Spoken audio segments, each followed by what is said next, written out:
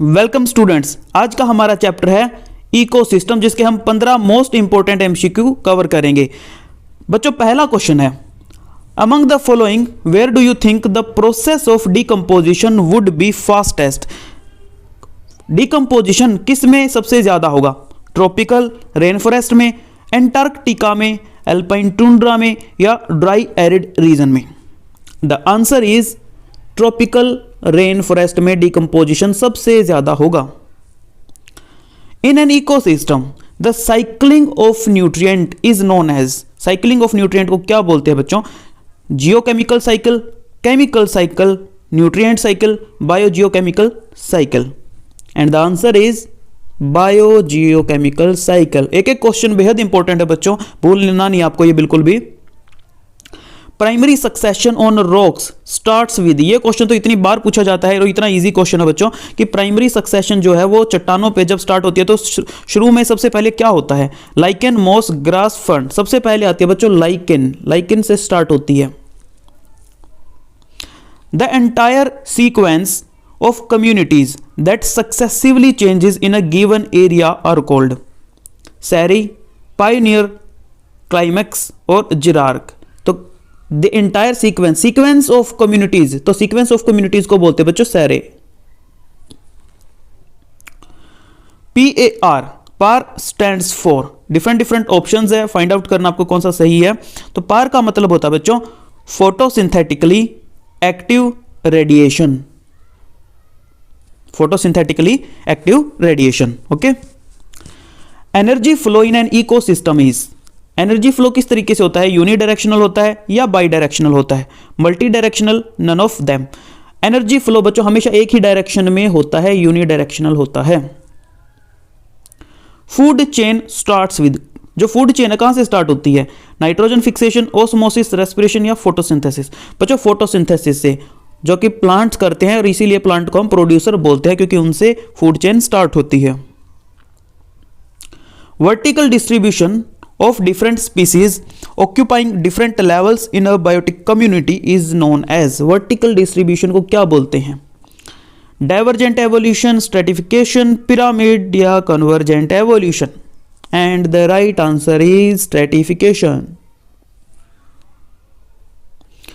What percentage of herbivorous chemical energy is transferred to the chemical energy within the carnivorous tissue?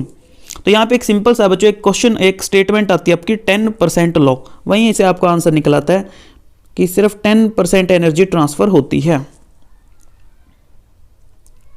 आगे देखिए, energy storage at the consumer level is called. Energy storage at the consumer level, consumer के अंदर जब energy store होती है इसको क्या बोलेंगे? Gross primary productivity, secondary productivity, net primary productivity या नेट प्राइमरी प्रोडक्टिविटी? इसको बोलेंगे बच्चों सेकेंडरी प्रोडक्टिविटी, ओके। चलिए आगे बढ़ते हैं। Breakdown of detritus into smaller particles by earthworm is a process called.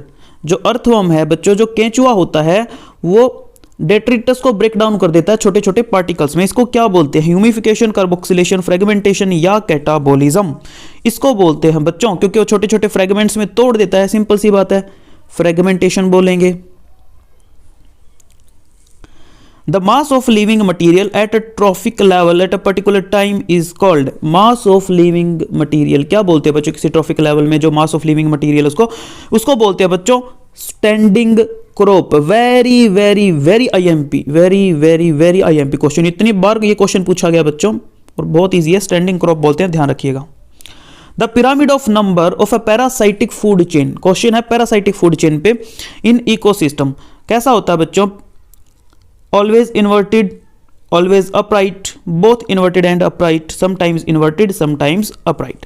तो बच्चों pyramid of number parasitic food chain का होता है ऑलवेज इनवर्टेड, हमेशा उल्टा होता है बच्चों। Which one of the following statement for pyramid of energy is incorrect? Question है बच्चों, सबसे पहले ये देखना है क्वेश्चन किस टॉपिक पे है। क्वेश्चन है पिरामिड ऑफ एनर्जी पे।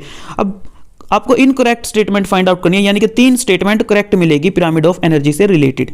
It is upright in shape, बिल्कुल ठीक बात है, अपराइट होता है। It is its base is broad, ये भी बिल्कुल ठीक है, अभी पिरामिड ऑफ एनर्जी का जो बेस होता है वो चौड़ा होता है नीचे से। It shows the energy content of organism at different trophic level, बिल्कुल सही बात है, energy content of organism at different trophic level. It is sometimes inverted, no this is incorrect statement, क्योंकि बच्चों पिरामिड ऑफ एनर्जी कभी भी inverted नहीं होता, it is always upright, always always upright. Very very IMP question again. Last question है बच्चों, the species that invade a bare area, that invade a bare area, खाली जगह में जो स्पीसीज शुरुआत करती है इन इकोलॉजिकल सक्सेशन, उसको क्या बोलते हैं?